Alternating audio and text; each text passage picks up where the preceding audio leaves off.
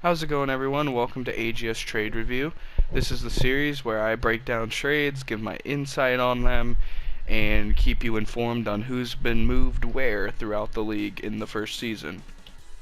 First thing first, sorry for the delay on it. Schoolwork, COVID, whole bunch of crap, delay in this. So we eventually got it. Week 13, shooting for this, try to keep it going consistently throughout the year. So thank you for your patience. First thing new about the trade review this year, I'm going to try to do it later in the year around this part every season so that we can get more insight on how the trades have panned out with development and progression and stats of some of the players in the trades. With that, we also have more trades to go over, so I'm going to try to keep the segments on each trade shorter and not so drawn out. And also, shout out to my boy Pluth for the images that are going to be on the screen. He's been posting these for everybody in main chat, but I figured these would be a great addition into a trade review video just to make it easier and less of an eyesore than looking at the Madden menu for trades. Kicking off the first trade of the year in AGS Madden 21, we have a trade between the Packers and the Carolina Panthers. The Panthers send Robbie Anderson and a 2021 fourth-round pick in exchange for wide receiver Devin Funchess and cornerback Josh Jackson. Now, looking at this trade kind of in depth a little bit more, I do think the Packers come out on a slight edge in this trade. I know I have my personal bias because I am the Panthers user in the league, but we give up a very good wide receiver in Robbie Anderson, who's having a great year so far in Green Bay, having already over 1,000 yards on the year with 8 touchdowns, 65 receptions. So a very good number 2, possibly a number 1 wide receiver for most teams, but the Packers loaded up their wide receiver core. But they did send Devin Funchess, who is on a 1-year deal. He is a decent stopgap type of guy. But they also sent the cornerback, Josh Jackson, who has developed well here in Carolina. He had star to begin with before the trade. 24, young, a good number 3 on this team. He's also had a pretty good year so far. 6 interceptions. Decent amount of tackles, and he's already up to a 76 overall now with morale, which when I traded for him he was only a 71, so he's making good strides in progression, but the bigger impact player definitely goes to the Packers, so I think the Packers do win this trade. For our second trade of the year, we have the Ravens and the Jets. After Earl Thomas was unfortunately released by the Ravens in real life, our Ravens user decided to go out and get a safety to fill that void, giving up a 3rd and a 6th round pick in the 2021 draft. They get Marcus May. I like this trade for both teams. The Jets add to their draft capital, and the Ravens get themselves a solid starting strong safety, having a good year so far based off of his stats. He is 27, so he's getting to that age where you're going to want to move on from him. He's not really going to progress much more, but it is still a solid player, and for a 3rd, there's really no reason to not trade for this guy. Solid trade from both teams. For the 3rd trade of the year, we have the Packers and the 49ers trade. The Packers send back a Tiari and a 7th for 2 firsts, Mosley, and a left tackle. This trade is super simple to see who wins. Packers by a landslide. They get a very good number 2 corner who is young and that can keep developing. They get a left tackle to replace Bakhtiari for cheap, and he's going to progress, and 2 first-round draft picks for the next 2 years, in exchange for a left tackle who is already 28. Yes, he's really good, but not worth what you gave up as the 49ers Way too much value for a left tackle, especially when you have Trent Williams already on the roster, who's older. I don't think that's the best way to beef up your O-line. I feel like drafting a rookie would have been better, and keeping a good corner and another lineman on your team, essentially, instead of just having the big name, big payday left tackle. Packers win massively in this trade. They get so much out of it, it's not even fair. I would almost say collusion on this trade. For our fourth trade of the year, we have a trade between the Browns and the Panthers. The Panthers send Kawan Short and a second-round pick in exchange for a first-round pick and Vincent Taylor. This is a pretty balanced trade in my eyes. The Panthers offloading an older veteran who cost a lot of money in exchange, getting a first-round pick to help build up that young team, and getting a backup D tackle to fill in the spot with Kawan Short, or with the hole that Kawan Short created. And with the signing of Gerald McCoy, it filled in the spot very well. So you get a first, and you don't really notice any difference in your D line. Either way, both teams win this. Browns shore up their front seven and give up a draft pick that they didn't value anyways, because they're going to be a playoff team. We have the Colts and the Giants. The Colts send Justin Houston in exchange for a fourth-round pick this year. This is another easy trade to see who's won this. It's the Giants by a landslide as well. You're getting 9 sacks, 40 tackles out of a veteran edge rusher for a fourth-round draft pick. That pick has no value really at all, and you get a rental player that is producing well for you and helping you push for a playoff spot and a Super Bowl ring. It's worth it. That fourth-round pick is going to be in the late fourth, and there really is not much talent past the third anyways, so this trade is very easily in favor of the Giants. Alright, for our next trade, we have a trade between the Bears and the Dolphins. The Bears send Allen Robinson in exchange for Jakeem Grant, a second and a third of this year's draft. I like this trade for the Dolphins more than I do the Bears. The Bears don't get a whole lot in return for a pretty elite wide receiver.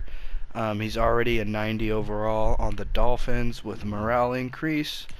He's having a decent year. You would like to see more from him, but still, I mean, putting up good numbers for a number one, and also having Devontae Parker as your number two, so the ball is being spread around.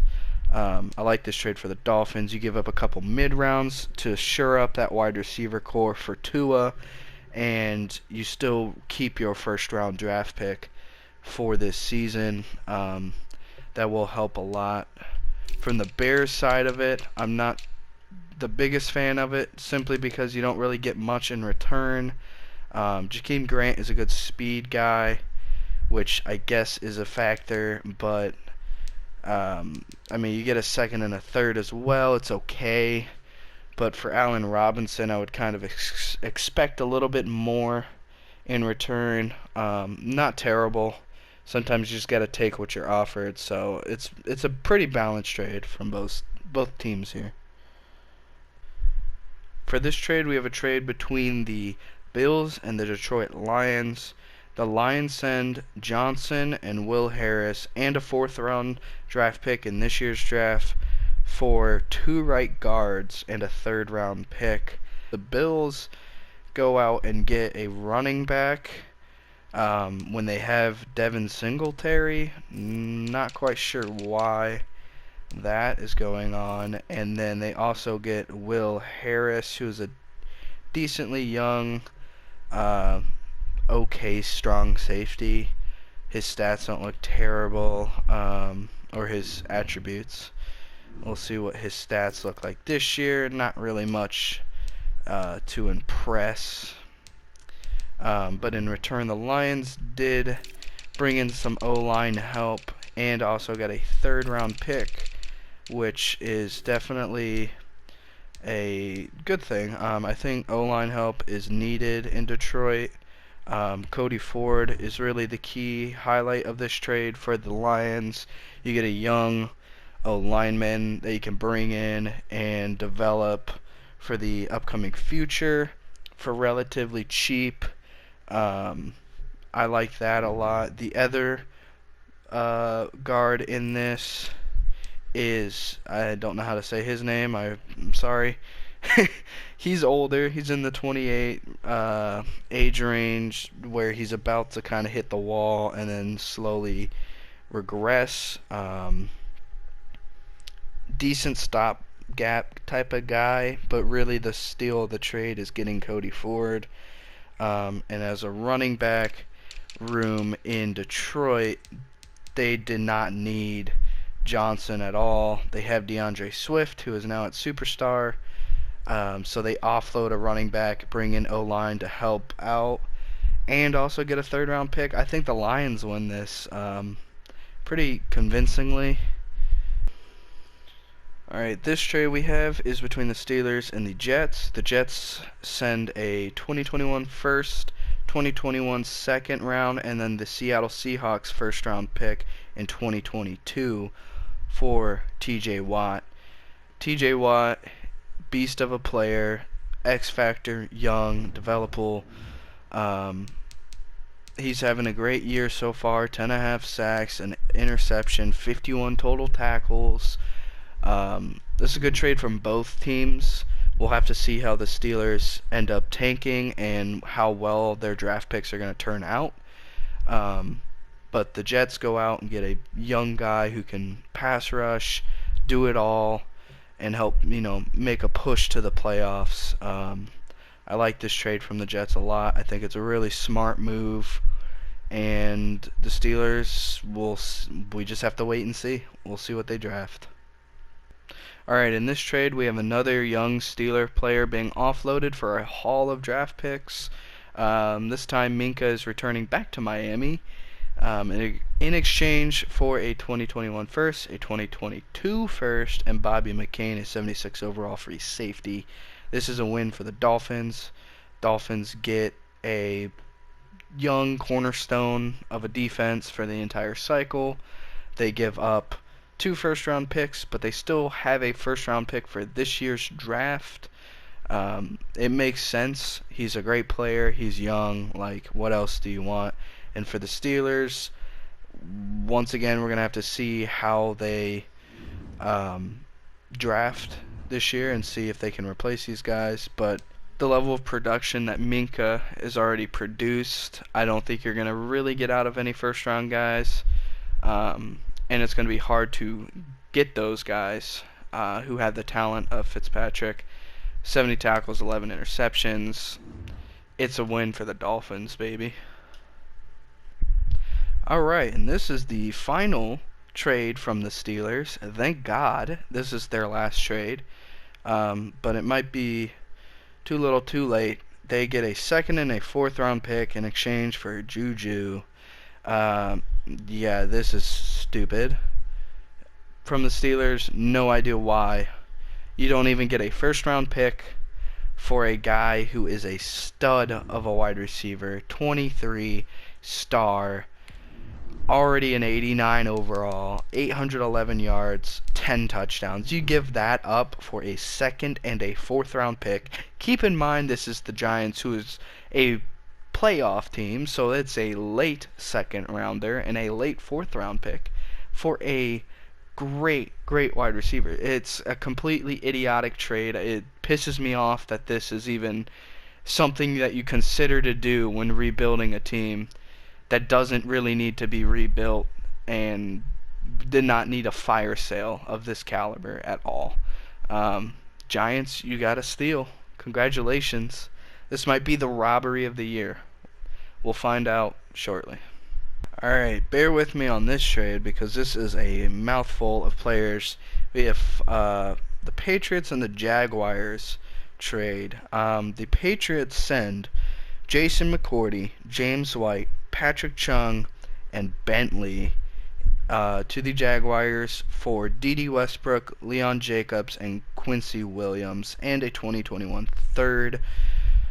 I do think that the Patriots win this trade, even though both of the teams, I don't know, this is just a weird trade.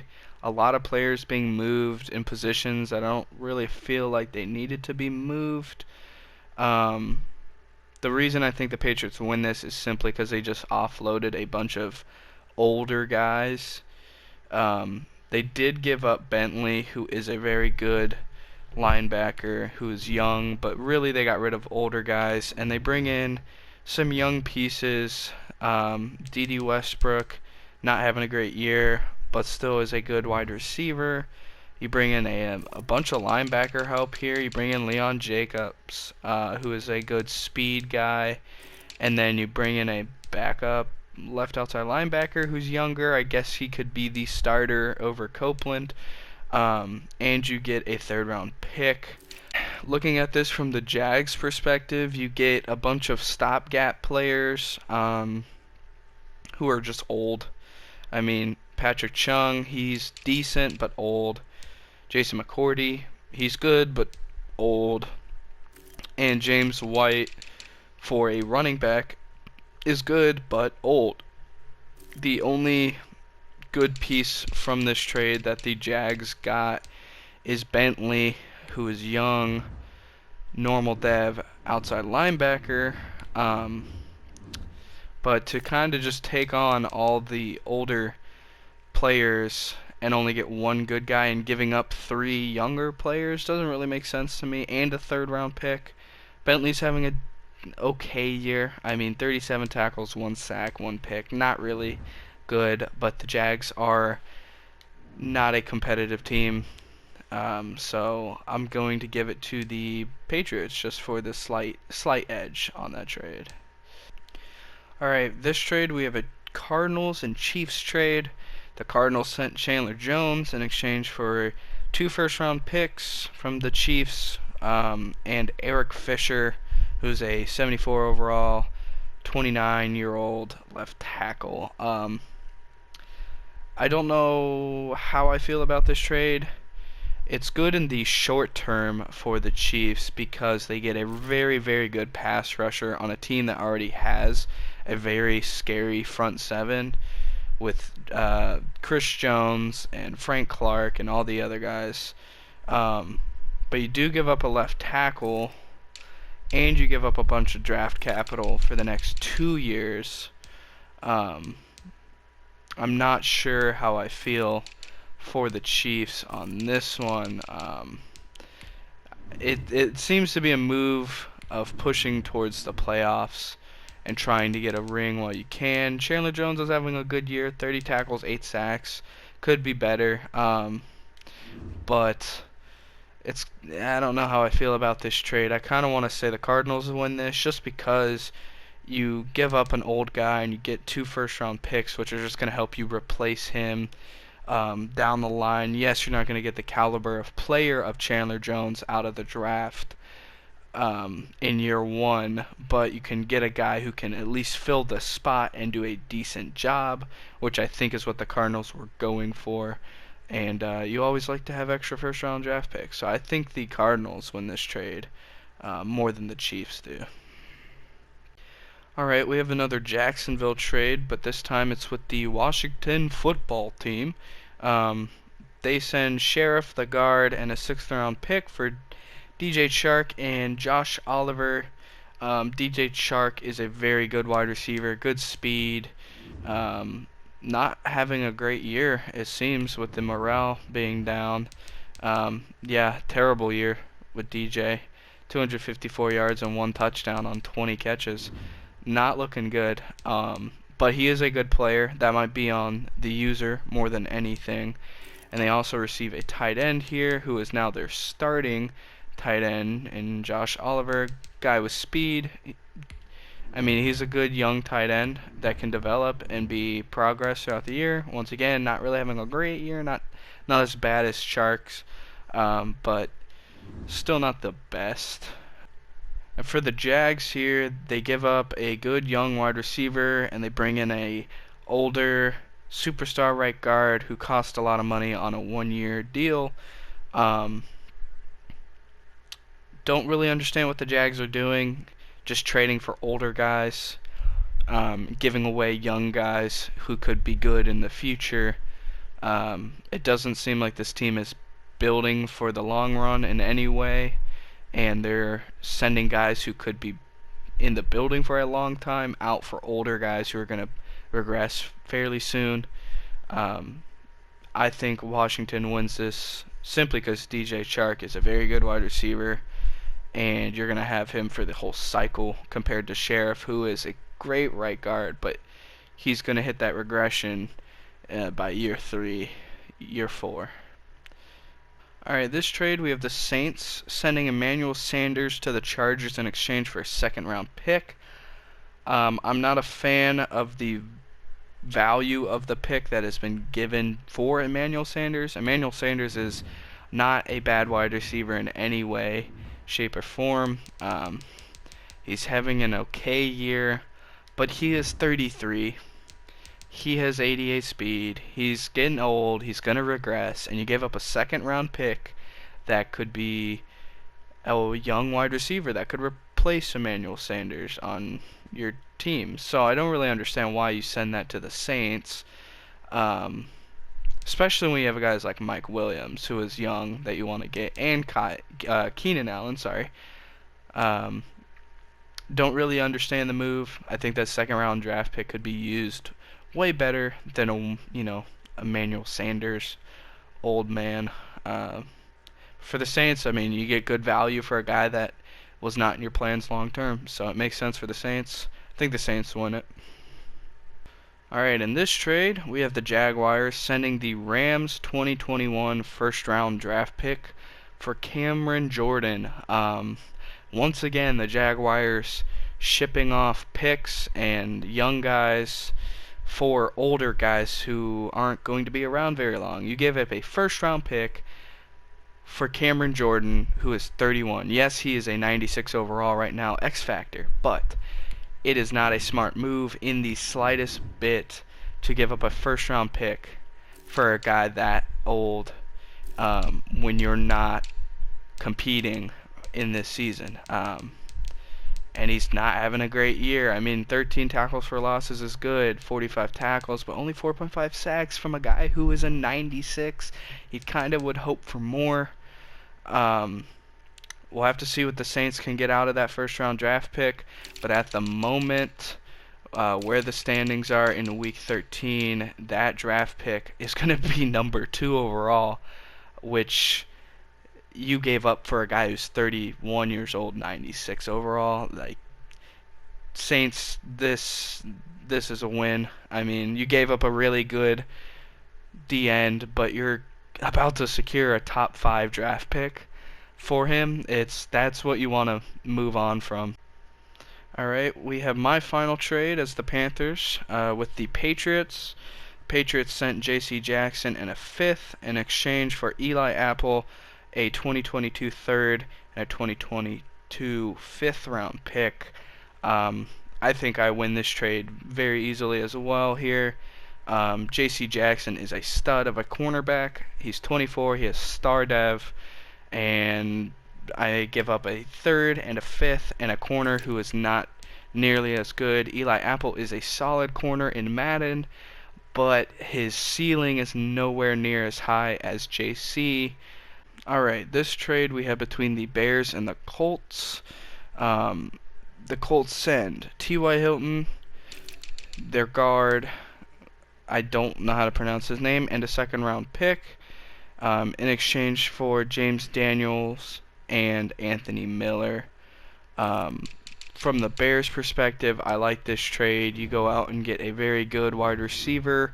He is older, but he is producing very well for them. 47 catches, 748, and 6 touchdowns. Doing pretty well in Chicago. You also get a stopgap guard who is kind of older, on the upper 20s. He's only a 73, but he's not terrible. He's a decent starter, and you also get a 2nd-round pick from this.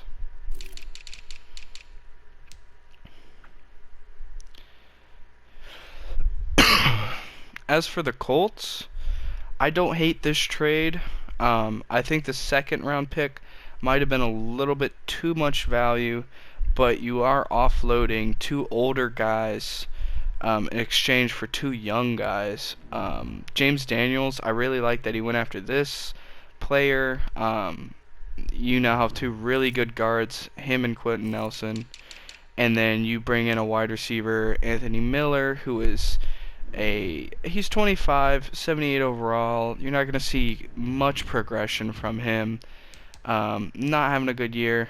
28 catches, 343, 4 touchdowns as your number one. That's not what you want to see. Their wide receiver core is looking rough. Pittman is good, but from team needs, I can see the Colts going after a wide receiver in free agency or the draft, which is definitely doable. But a lineman in free agency is much harder to acquire, so I can see where they're looking at this trade and thinking it's a good idea. I don't think it's as bad as everyone says it is. But for the Bears, I think they win this just because you get T.Y. I mean, T.Y. is a beast of a wide receiver. He is old, but he's going to produce for a couple more seasons, and you don't really have to worry about that right now, which instead they were going to have to. And T.Y. replaces Allen Robinson, and you get a second from it. I kind of like this for the Bears, so I give them the slight edge in this trade, but I definitely think the Colts user got too much hate for it. I can see where he's coming from on that trade. So this trade is between the Saints and the Raiders.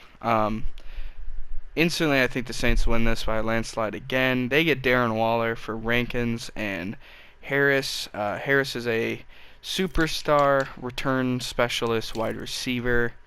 Not much value really in him.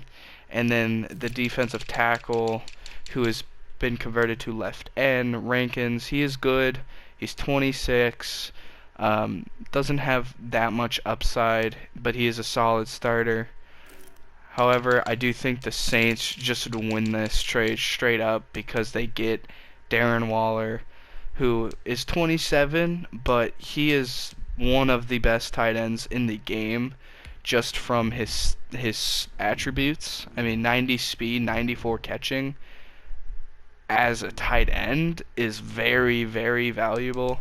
As you can see, he's having a good year, 53 catches, 821 yards, and 4 touchdowns.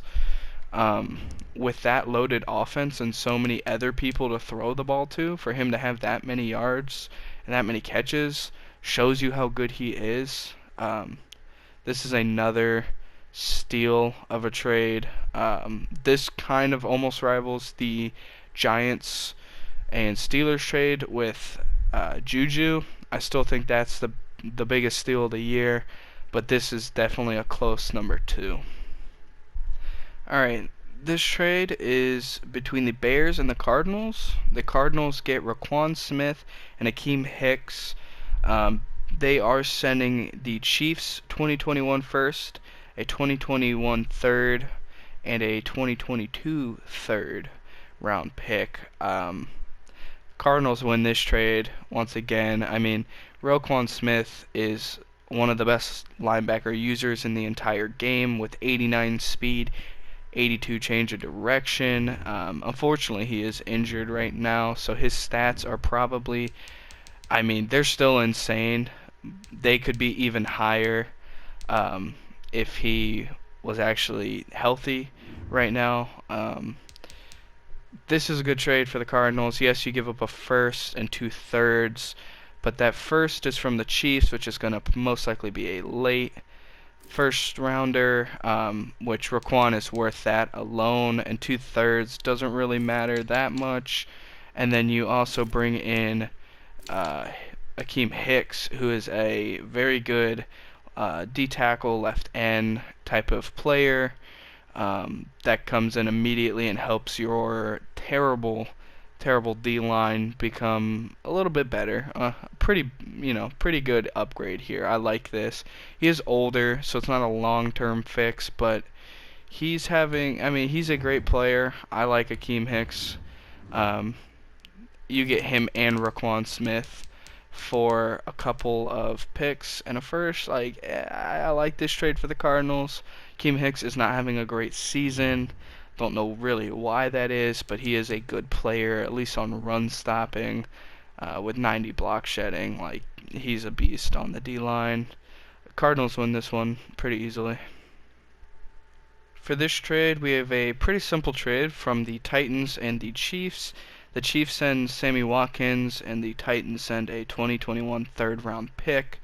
I think this is a better trade for the Titans than it is for the Chiefs, but not by much. Sammy Watkins is a good wide receiver. He's having a decent year. 44 catches, 547 yards, 2 touchdowns. Having a good year for being a number 3 wide receiver with 2 young guys. And for the Titans, you're really only giving up a third-round pick for a guy that is pretty good. I mean, you could ask, really, did he need to give up a third-round pick for a wide receiver when you have guys on the roster that are good? I don't think so. But Sammy adds that a number 3 that's really good onto your team can make a big difference. So I like this trade from the Titans. I think it's decent value from the Chiefs to get a third-round pick for a guy who's 27 years old, 81. I don't think you're going to get much higher for him, but I feel like it's a pretty balanced trade either way. I just do like that the Titans made this trade to get a number 3 wide receiver, so I think they get the win in this trade.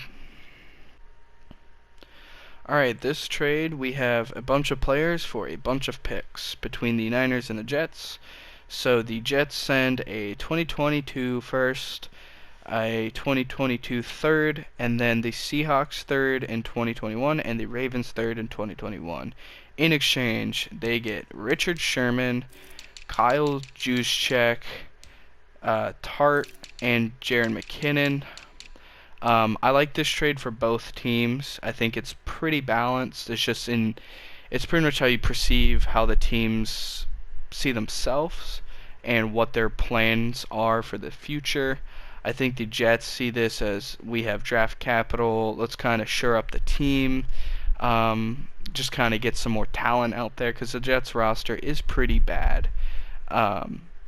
They do give up a good amount of draft picks, and 3 third-round picks between this year and next year's first is kind of expensive for some older guys, but I think the guys you're spending those picks on are good players to spend them on. Richard Sherman is having a good year, only 3 picks, but that's still, probably because people aren't throwing towards Sherman very much.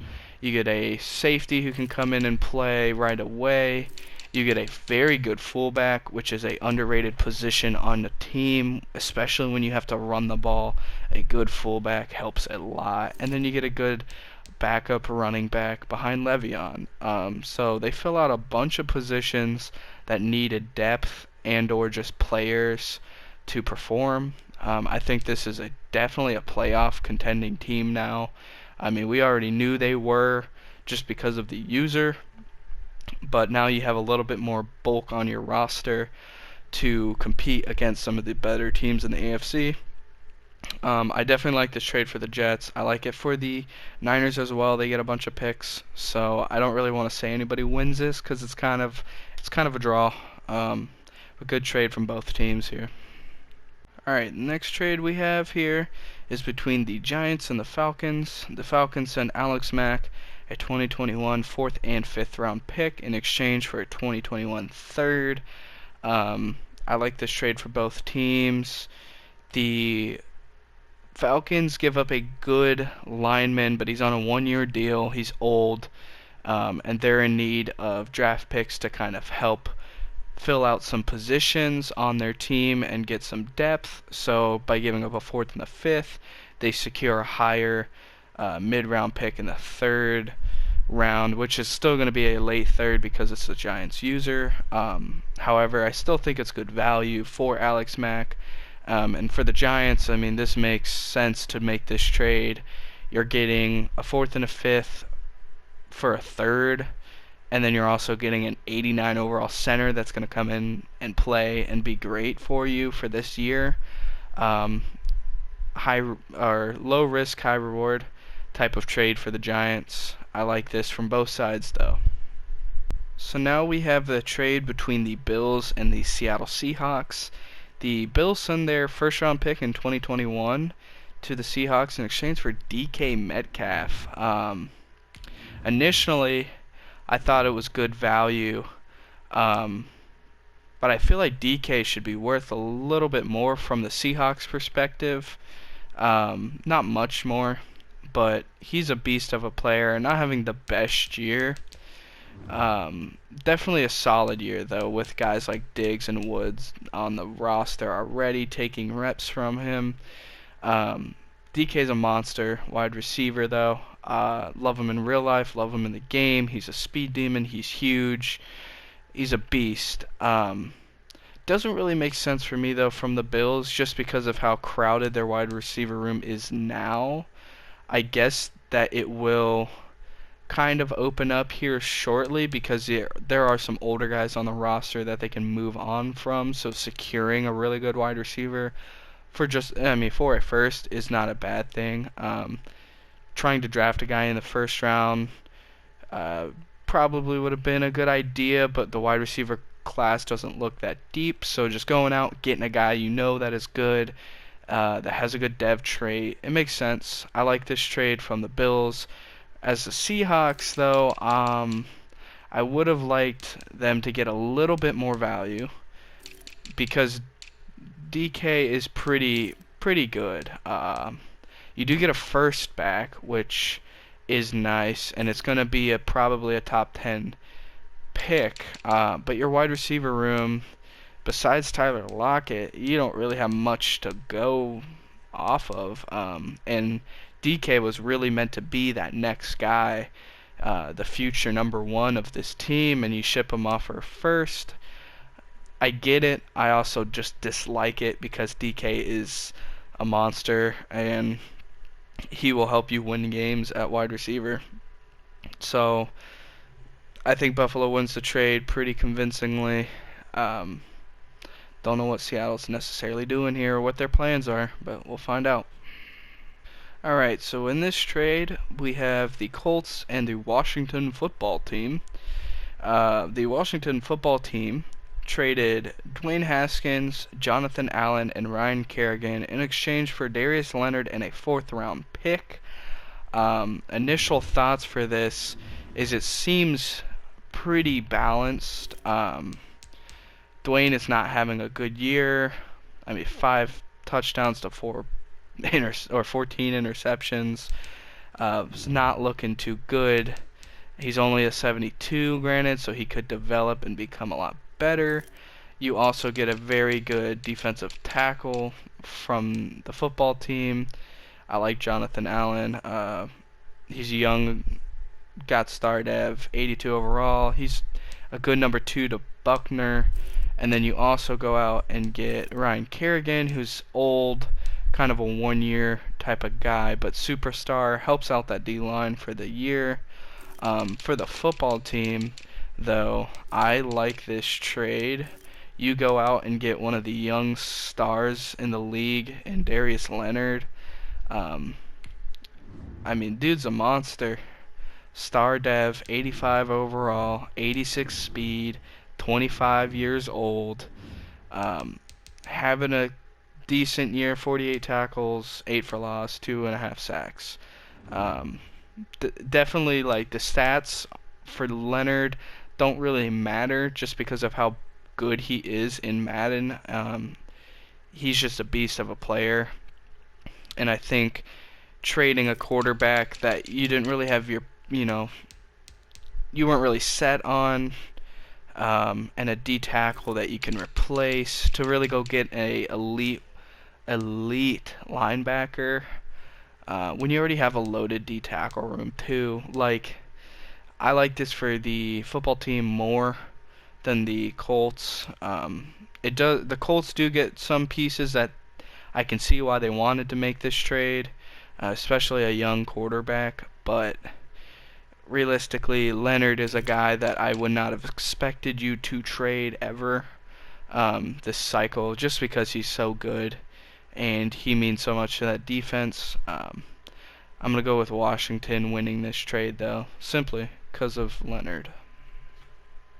So in this trade, we have the Titans sending Jonnu Smith to the Packers. In return, the Packers send Sternberger and a 4th-round pick in 2021 back to the Titans. I think the Packers win this trade. You get a young star dev tight end who is having a not the best year in the world, but he has the upside to replace Delaney Walker when he inevitably retires.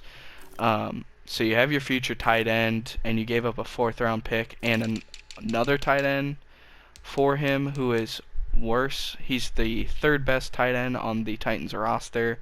He is younger than Jonnu, but he doesn't have the dev trait or the overall jump on him in any way. So I like this for the Packers. You go out and get a tight end of the future for relatively cheap, and you give up a guy on your roster that really wasn't anything special, and you get a guy who is special. It makes sense. I like it. Packers win this by a landslide. So after Tennessee traded away a young, talented tight end in order to get a 4th-round pick in Sternberg, they decided to then trade a 2nd-round pick to the Vikings in order to get Kyle Rudolph and a 5th-round pick. This trade doesn't make sense to me. I don't understand it. Rudolph is having an okay year, 36 catches, 367, 3 touchdowns. But you had a guy on your roster, Jonnu Smith, that you sent to Green Bay. You got a tight end and a 4th in return, and you just gave up a 2nd for a guy who is in his 30s, and you got a 5th back from it. I don't understand this trade. Why trade away Jonnu? When you were trying to upgrade tight end the whole time, just develop him and get him to be where Rudolph is now, but not at the age of 30. Doesn't make sense. It's just a bad trade in my eyes. Yeah, Vikings win this. 2nd-round pick for a 30-year-old. Come on now, do better. For the final trade in this video, we have a trade between the Bills and the Rams. The Bills send a 2022 2nd-rounder and a 2021 4th-rounder in exchange for Robert Woods. Robert Woods is a good wide receiver. However, I do have a gripe with this trade because they traded for DK Metcalf. There's no reason that they should have gone out and traded for Robert Woods. Yes, Robert Woods is good. He's an 86, but he is 28. He has star dev, but you're not really developing a guy at this late in his career. I mean, he's 352 yards, 2 touchdowns, not looking good, and he's on contract till next year. You're giving up a 2nd and a 4th for that. I don't really get it. You have DK. You gave up a 1st. Keep your 2nd, keep your 4th. Move DK up in the lineup, have him be your number 2. Develop him. He's young. Get him touches with Diggs, and you're good. But you decided to trade a 2nd and a 4th. I don't get it. The Rams, it makes sense. Your wide receiver core, you have Kupp. Everyone else is kind of okay. Van Jefferson could be good. And you just kind of add more draft capital. I mean, you get a pick next year in the 2nd, and you get a 4th this year. You don't have a 1st this year. So I guess you're shooting for more mid-range guys, mid-rounds. Just not a good trade for really both teams, in my opinion. I think Woods could have gone somewhere else that needed him more, and I think trading Woods really isn't the best idea. Just because he's not really a guy I would want to move on from if he's only on contract for 2 years. The steal of the year. This year, the trade, obviously, the biggest steal. I don't know how it happened, but it has to go to the Giants with their Juju's trade. That easily was the worst trade in my eyes from the Steelers. Giants were just there and they offered the trade at the right time and got a great young player. So congratulations, Giants. You guys won the Steal of the Year in the first season of AGS and Madden 21. I just want to say thank you guys for supporting this series. I plan on doing this once every season, hopefully maybe a little bit more. I might do like off-season trades as well, or like after the draft, heading into year 2 and so on. I will take any feedback that you guys have. Shoot it my way. I want to improve this series, make it better and more entertaining for you guys. So anything you can do to help, I'd appreciate it. But until next time, take it easy, guys. Thanks for watching.